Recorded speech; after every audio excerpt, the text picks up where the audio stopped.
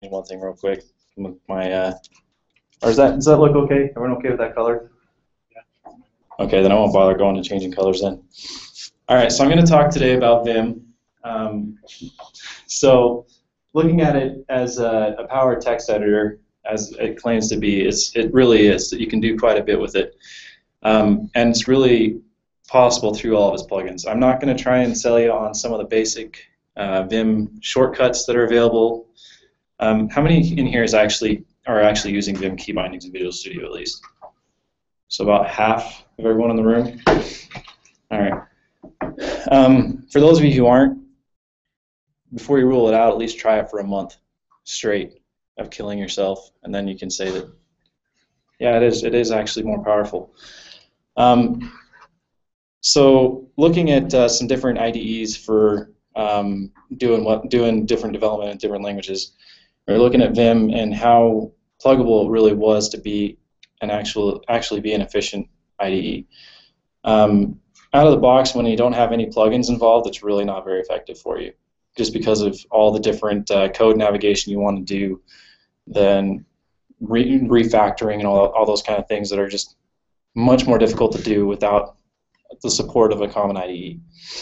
So Vim provides two possible ways for you to get plugins and manage them.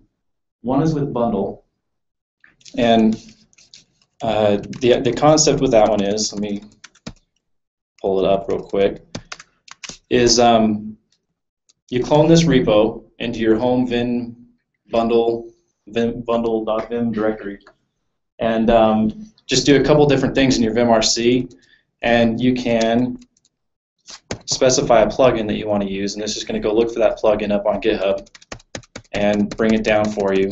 Once you've defined everything in your vimrc, then you just plug in install. It'll download them all, install them, and now your Vim instance has those plugins. So not too bad. I personally don't use bundle. I use the other option, which is pathogen. Similar concept. Pathogen will you still need to install it such that Vim knows how to get access to the package manager, and then you just manage all the bringing down all the dependencies yourself. So you do basically just clone the plugin repos into your Vim bundle directory, and pathogen will just pick them up and load them for you. So anything you drop in that folder will pick it up. So an example of that, if you look at, I have my own dot files that I've got. So if I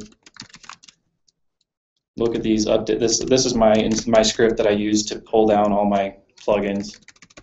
I have a few, and basically just clones them. Does a couple, some of them require some compilation to native code, so I do that here at the end. Just compile them. So that's how I do my pathogen mix up there. So if you can choose whichever one you want, it doesn't really matter either way, but you'd want to have something managing these plugins for you. This is just a quick example of a very simple plugin I've got, Airline, which actually makes Vim look somewhat decent. This one's more of an aesthetic thing. I don't know if you notice that you kind of got something here. It kind of looks more aesthetic. I don't know how to say it, how to describe it any other way. It looks pretty, right? That Airline just basically makes your status bar look nicer. Otherwise, it's just only ASCII art that is horrible, right? It's still ASCII art, but they actually have you install another font that brings in some niceties. It tells you what branch, so you can see what branch you're on, for example. You know, it also provides that top bar up there at the top. It tells me what files I have open, and whatnot. The bottom one, this is Airline as well, but I'm using Tmux. I'm actually using Vim to modify my configuration of Tmux to tell me what's going on with all my internals at the bottom. So that's another addition there that is composable. Some plugins work together really well with each other. So this little part right here that's talking about what's going on with Git is actually coming from two different additional plugins. There's the Vim Fugitive plugin and the Vim Git Gutter plugin. So Vim Fugitive is bringing in and telling me what branch I'm on, and Git Gutter is telling me how many lines I've added, modified, and deleted. So you can see that immediately right there in your file.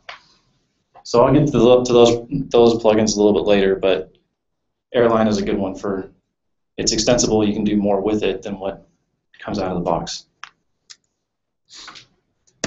So that's just an example of a fairly simple plugin. So Ctags,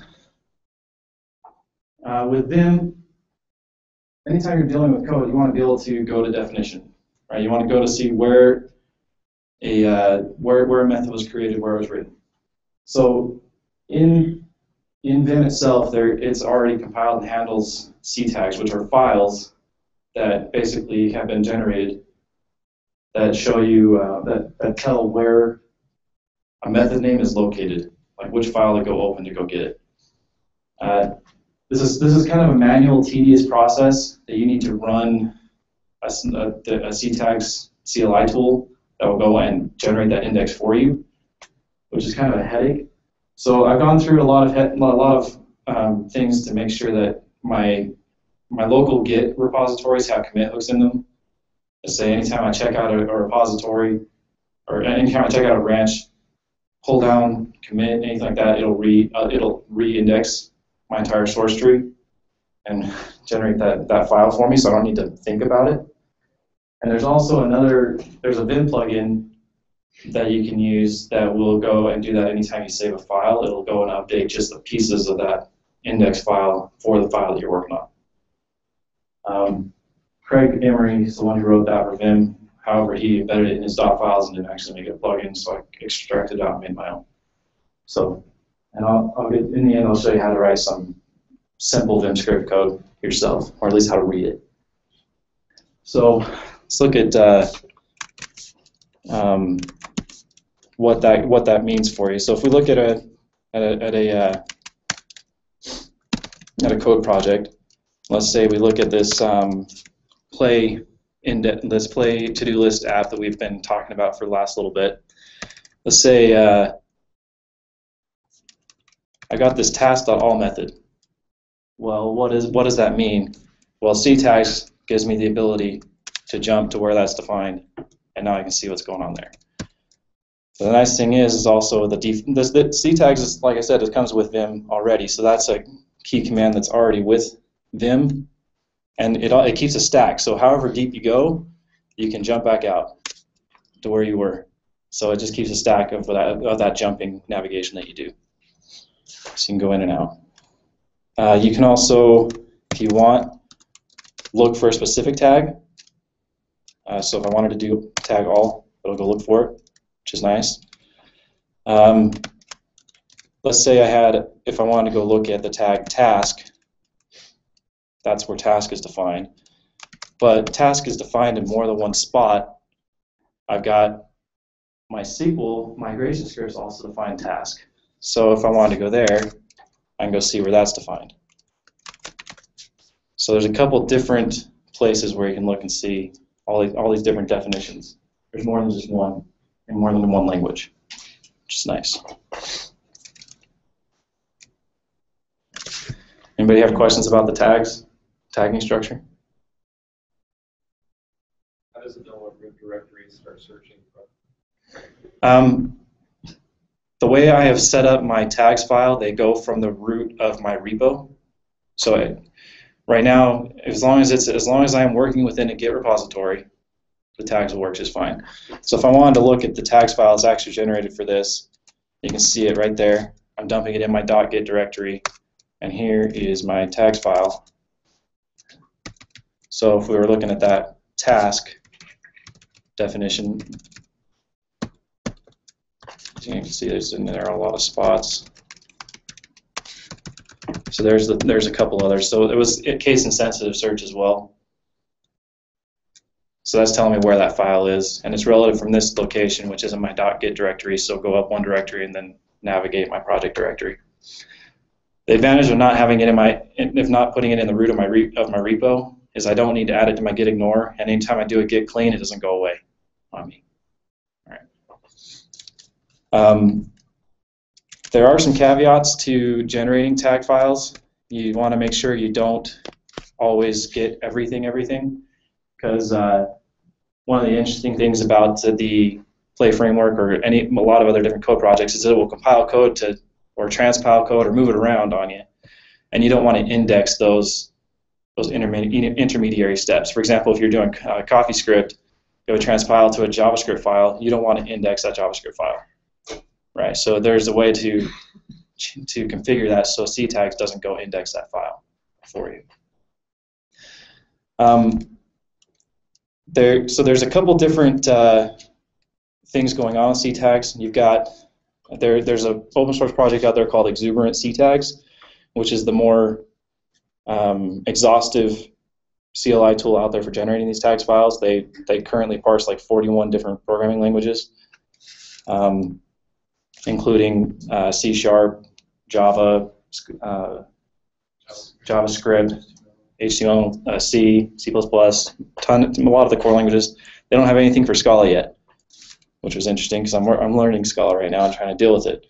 So one of the ways that they get around that is they give you the option that you can define. So I have in my home directory, I've got a .ctags file. So right now you're looking at my .files repo that migrates everything to my home folder. And here you can teach Ctags a language through regifs. So if I come down here, you can see I taught Ctags how to index Scala files with crazy regifs. Luckily I found that on a gist somewhere and I just copied it. The one drawback to this is Ctags will go and when it generates a tags file, it'll keep track of scope of your variables. If you teach it with regex, you don't have that scope. So that's kind of a drawback. But one of these days when I feel like it, I'll maybe write a pull request to Ctags in Objective or in just plain old C to parse Scala. I don't know if I'll do that. But so if any of you want to do that or feel comfortable with C and feel like an exercise in learning Scala through C, feel free.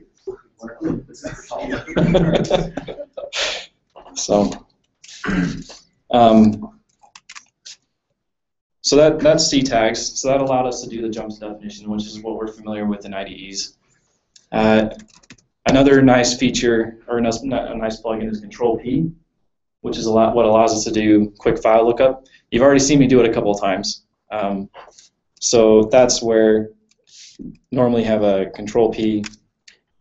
It will show you all the files from your current directory, and it's a fuzzy search. So if I want to type reveal, it'll do the JS reveal.js for me. Or you can see I found that there's a ton of different files over there. I can just go to whichever one I want and open it. So it can take me to that file. So that's pretty nice. Because of the fuzzy matching, I don't like the CtrlP, so I changed it to comma T. It's a little easier for me. Let's say I misspelled reveal. Because of the fuzzy matching, it still matches. So you don't need to get it exactly right when you're looking for a file, which is nice. Let's say you wanted to open more than one file at a time. You just give it a marker. Oh. I can give it another marker, and then I can open two files at the same time. So that's nice if you want to open up more than one at a time. That will just cause a split screen, which isn't necessarily as cool as we want, but on our bigger screens, it actually works out pretty nice. All right. So CtrlP also has a couple, it's extensible as well, so it allows you to do a couple of other things. For example, I brought in a couple different plugins that will allow me to say, here's my git log. I can now fuzzy search my git log, which is funny because, well, let me look at a different repo that's my .files, for example. I originally forked this from Sam Merrill, over there, and if I do a search in my logs, I'll see there he is a year and 9 months ago when I originally poured from it. You can find, and oh, let's see, there's the commit message for it. That was nice. So I can either look by author, or I can look for specific commit messages, right? And see what the commit message was for that, all the files involved with it, what have you. So there's a lot of flexibility that CtrlP provides. They have a couple other features for it. You can, so there's my get log funky, which allows you, if you can teach it regex, that will go and look for functions within your file. I don't really use that very much. This one takes a second. There's all my tags from my Ctags, so I can now do fuzzy matching on those tags. So if I don't know the exact name of a method, I can use Control-P to go find it, which is nice. Let's see if there's any other interesting ones. Most recently used files, so it keeps track of what files you access more frequently. So if you have one that you go to a lot, you can probably find it in here. And your open buffers. I can't remember how to go backwards. I usually only go forward. But anyway, a couple different things that you can do there with Control-P to find files and have navigation go for you a lot quicker.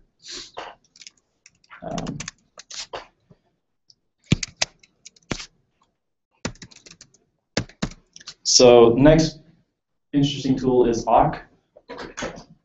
This is actually just a command line tool, but there's a Vim plugin that will fall back, use the command line tool, pull out the output from it, and bring it into Vim for you. So you can jump to file definitions and stuff like that.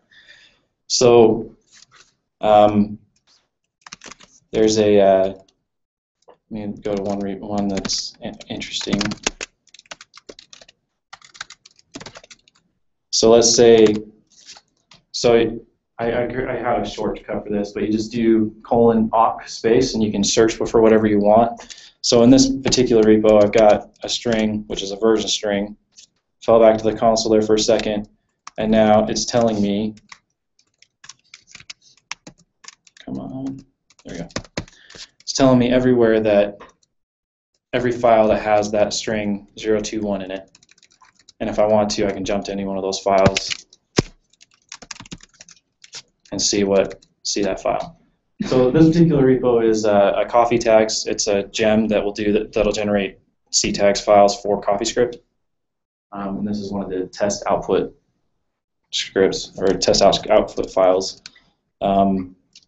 So awk is nice for that. So let's say I was on back to my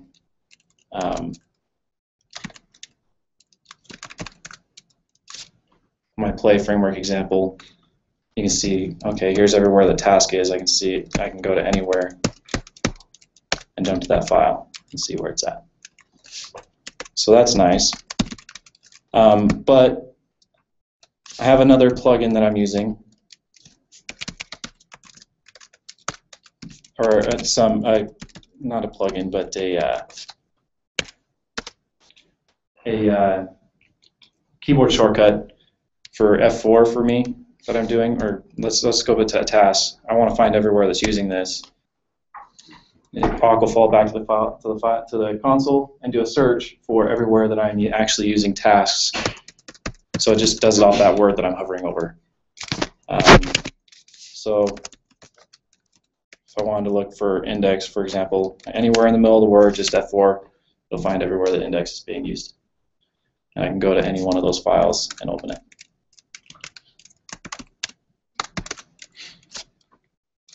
So quick, easy way to jump around, which is pretty nice. But if you notice, real quick, if we go back to this task, where were you at? Oh.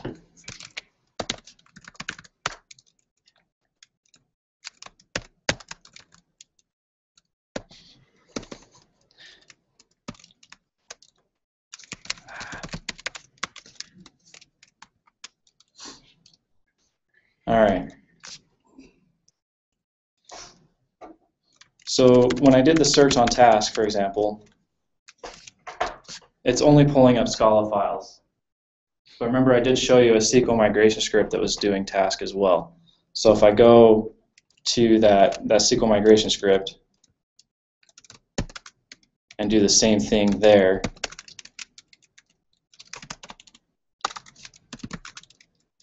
and do my task search there. So if I'm on that one and do it here, it's finding everywhere in my SQL scripts that are doing task. So that's a nice feature of awk that I'll actually show you the keyboard shortcut I got for that.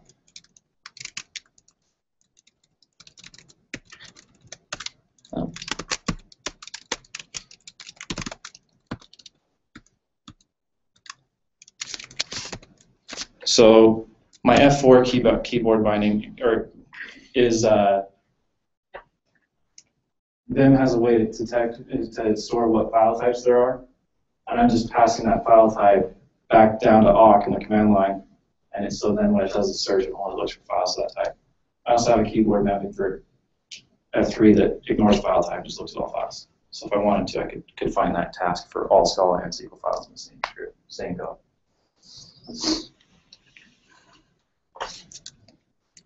So, any questions on that with awk?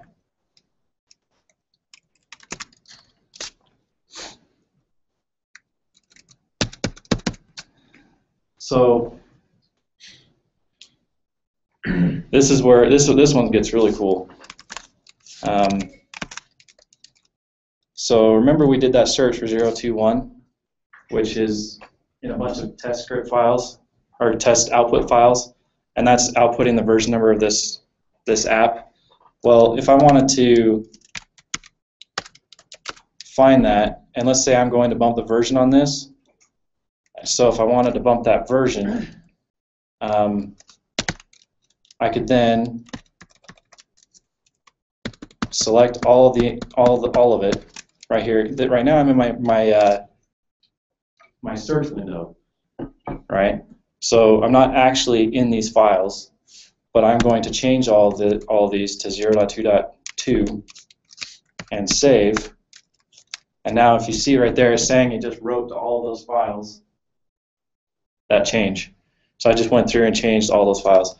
So if I fall back, look at my get status, you can see I just barely changed all those files. And if I look at the diff, it changed all the 021s to 022. So that's basically a way for you to get your refactor rename functionality that you're used to. But you can be discriminate about it. You don't have to always do all of them at the same time. So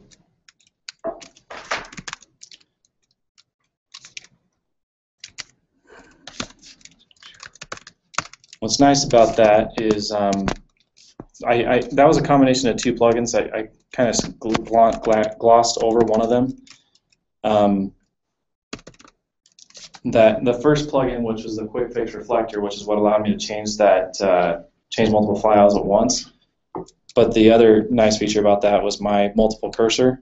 So if I'm on if I can go to a word and then pick all implementations of that word and change them to whatever I want.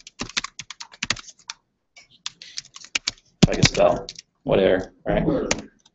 So you can do it to whatever you want, which is nice for renaming a method. But not necessarily. But the nice thing is, if I wanted to, I don't have to do everything. So let's say I didn't want to rename that one.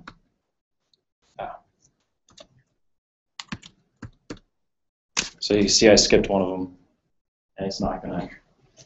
So that's the one right there that I skipped. So you don't have to rename all of them. You can only rename some. Cool.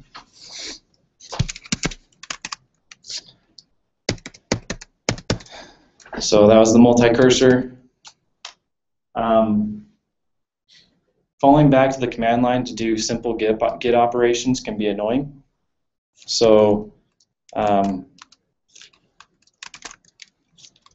let's say I changed I change that file, I change that line to whatever. Right here, Git's telling me that I've got a Git plugin called Git Gutter that's telling me that I added this line, which is cool. I don't need to go to the command line for that. But let's say I took it a step further, and let's say I changed this line. Let's just say I changed this to be response. Right? So now it's telling me I changed that line. But now if I want to know what that line was, oh,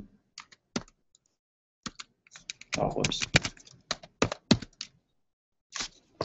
I can see the diff of that hump. So it's showing me what it was and what it is now.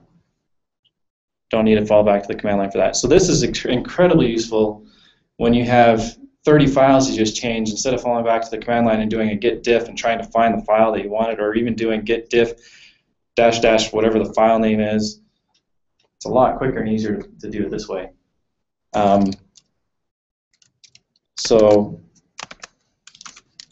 that's pretty nice, but one of the other nice features is I can revert that one line change without reverting everything else in the file. And now it's reverted. So if I had a couple changes on here, let me just, and let's just say this was blah. All right. So now you see I've got those two changes. I can revert the one change, but not the other.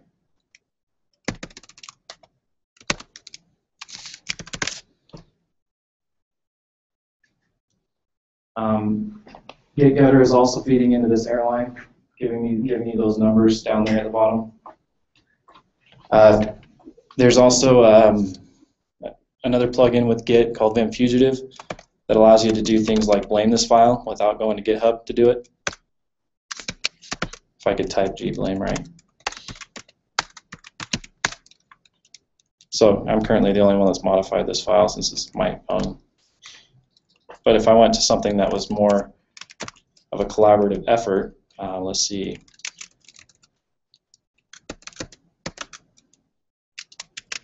That's not what I've changed. Maybe it is.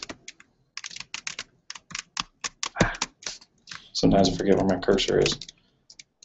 All right. So now if I do a gblame on this one, I can see this Lucas guy made the changes. Oh, and there's where I made the change.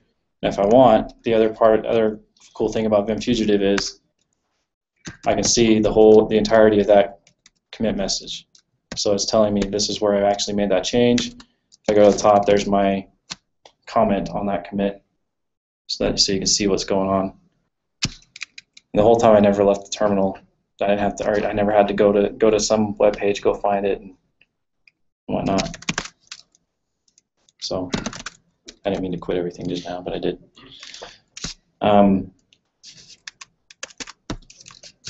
So there's some nice things like I showed a little bit earlier with CtrlP feeding into the Git log that you can see. One of the other nice features is go back to that coffee file. That is if I do glog here, it is now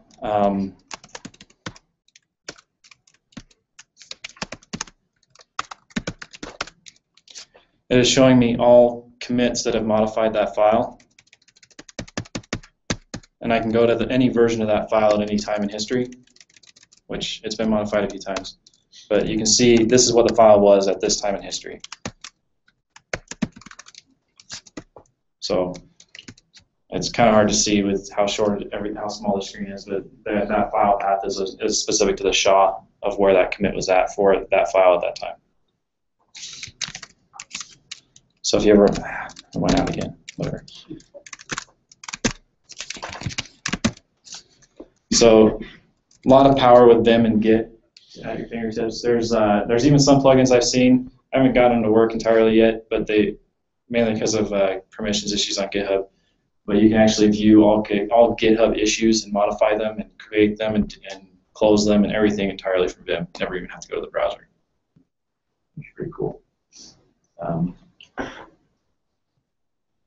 So some of the power there. Any questions so far? I've been kind of going full speed with a lot of stuff, having that nice orange blob going off on the side over there. Any questions? Yeah. Do you run that orange blob every day? No, I do not run that every day. In fact, usually I run my console in full screen mode, and because that Keycaster is a separate app, I have to come out of full screen mode just so you guys can see it while I'm doing it.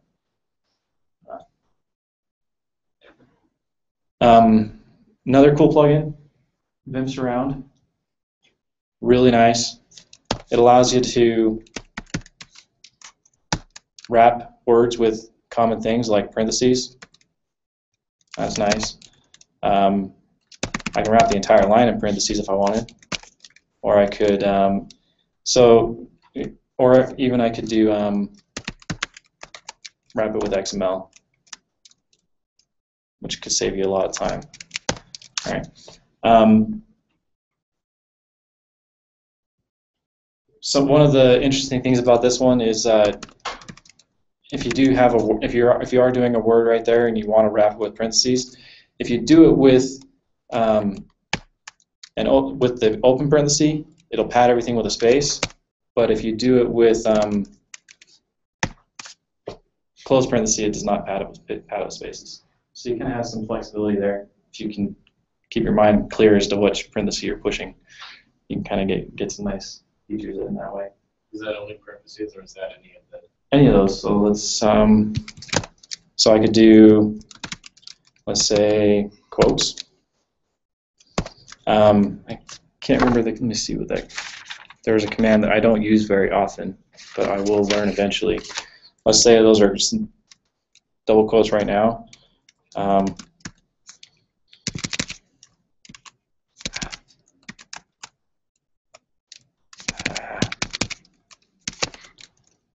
This is not one of the ones I'm more familiar with. I can change them to single quotes. Nice and easy. I could get better at that. I just learned that one yesterday, though. So, yeah. Can you do that multi-line? Multi-line? Yeah.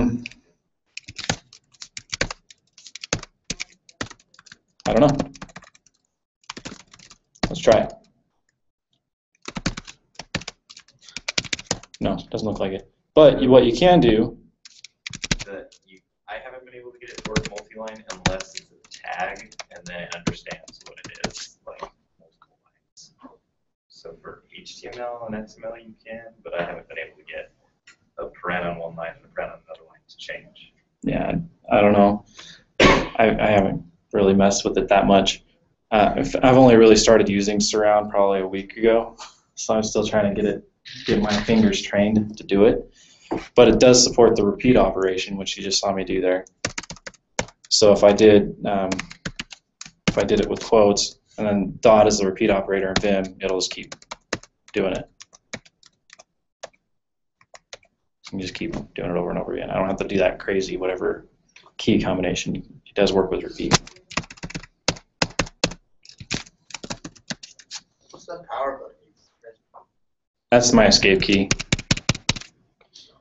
I don't know why it's a power button, but That's just a symbol. that's just a symbol, I guess. But yeah.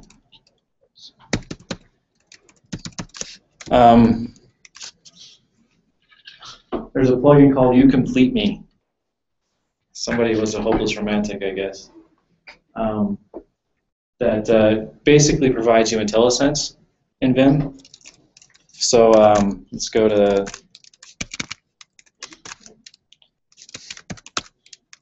So if I wanted to create a new method in here,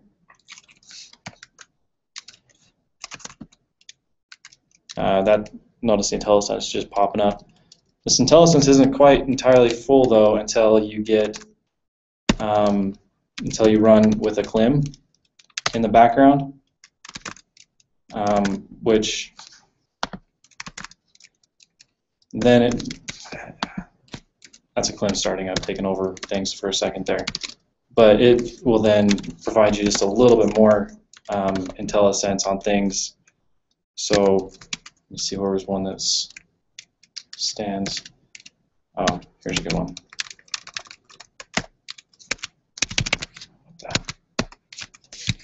This is Tmux being weird on me now. Stop. Thank you. So now there's the Eclim IntelliSense coming in, showing me all the methods off of all right there. So Eclim has fallen back to Eclipse, and it's basically running Eclipse from the command line under the hood. But it's much quicker and more responsive than Eclipse, and you don't have to keep launching Eclipse for all your different projects.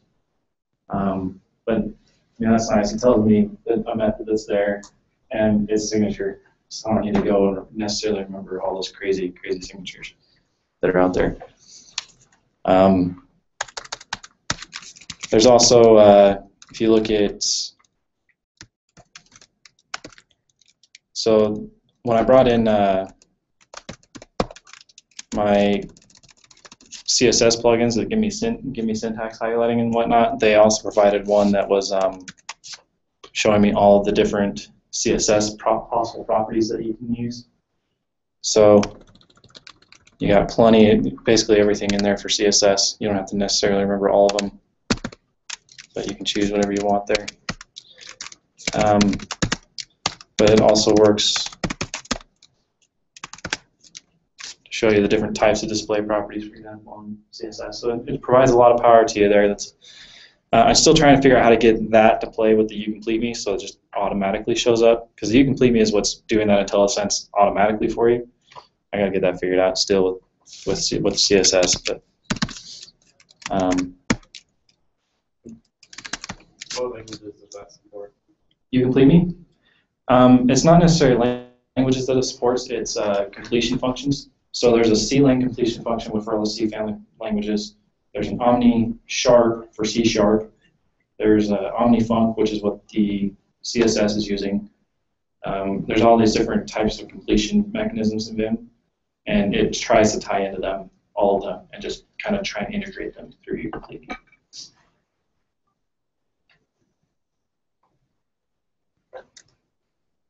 So that's. I have a couple more plugins, but mainly they're just syntax highlighters, kind of do some things for you in the background. Some of them to make your life a little easier with XML, for example, or HTML.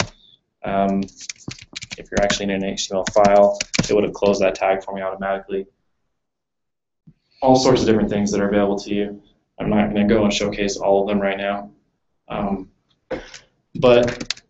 One thing to be mindful of, just kind of showing a little bit about VimScript itself. I would encourage, if you're going to get into Vim, to at least learn how to read it, so that you can understand what some of these plugins are doing, and understand where they're doing things wrong. You probably don't want to use it. One of the interesting things about VimScript is the variables. This is what will throw you off the first time you look at one of these files. Is the variable name will help define the scope of that variable. So a G : variable name is a global, or you can have a variable that's only confined to a script file. It's weird, but that scoping is just different in VimScript. But you also have access to a couple other things like pseudo variables for grabbing environment variables, then globals, all that kind of stuff.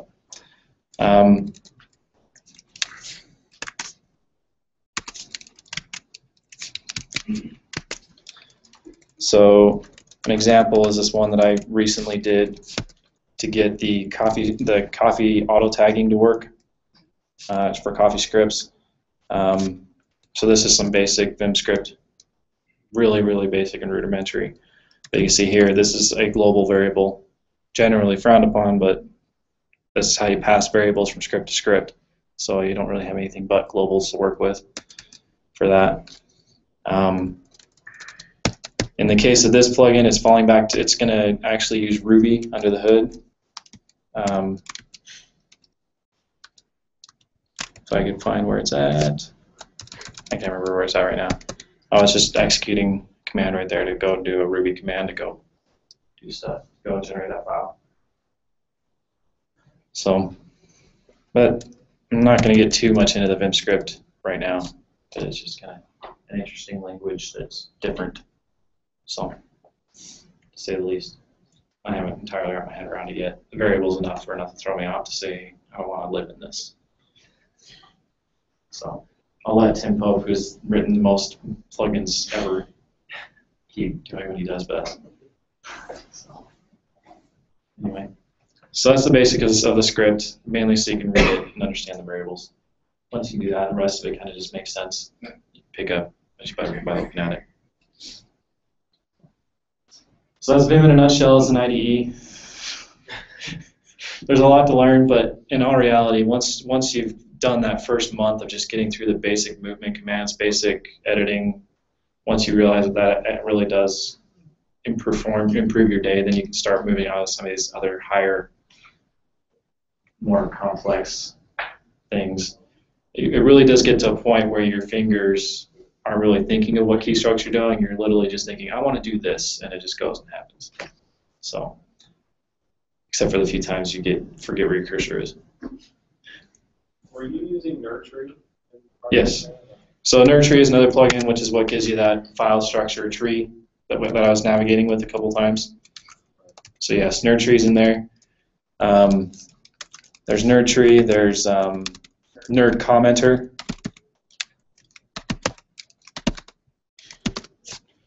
For commenting out things.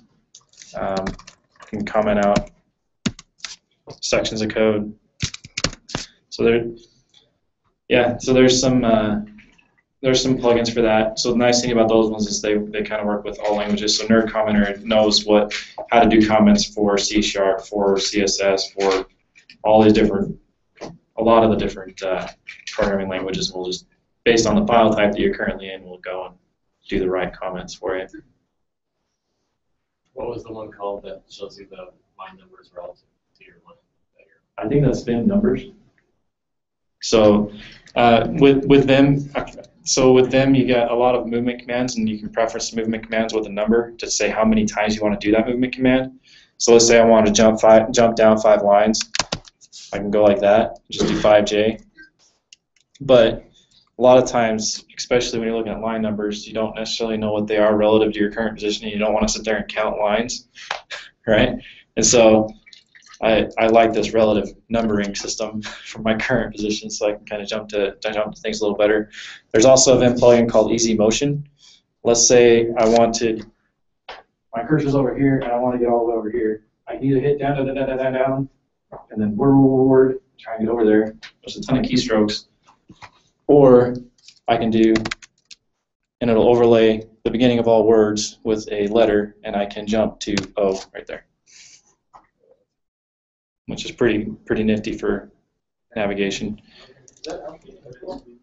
No, it's not alphabetical. What it does is it actually prefers your home row first, and then so remember the focus of Vim is to keep your hand on the home row as much as possible. Right. I'm sure you could teach it to prefer Dvorak. But that works with all that Easy Motion plugin. That works with a bunch of different things. So you saw I went comma W, which is for word navigation. If I wanted to go back, I can go backwards. So I can jump back to where I was over there, or I can do. If I didn't have that numbers plugin, I could actually have it keep me on my home row and move to a line a little quicker. Then what it does is it actually starts giving you 2-letter combos. Once again, preferring the home row. So basically, like for example, you might be you have to do semicolon A, and it'll take you to that location. But it overlays it, and you can see where you're jumping to. So mainly you're just looking at where you want to go, do that little thing. It'll give you a letter, and you go there. You don't have to do all this on the same letter over and over and over again just to go down. What mouse? And the time it takes me to do that is going to be much quicker than me going to get my mouse, trying to find out where the mouse is, and then moving it over there and clicking, and then getting back to the keyboard. Yeah. Did you find that many of the plugins key bindings collided, or? For the most part, no. There are a few cases where they do. For example, the Vim Align plugin is not playing nice with me right now. I got to figure out a different binding for it.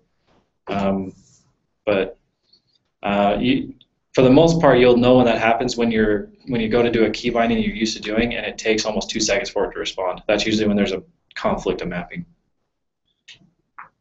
So, and if you have that conflict of mapping, you can just ask Vim, okay, what's everything mapped to? And it'll show you all the mappings, which are a lot. I don't have them all memorized. I'm not going to try to say that I do, but you can just ask Vim what's mapped.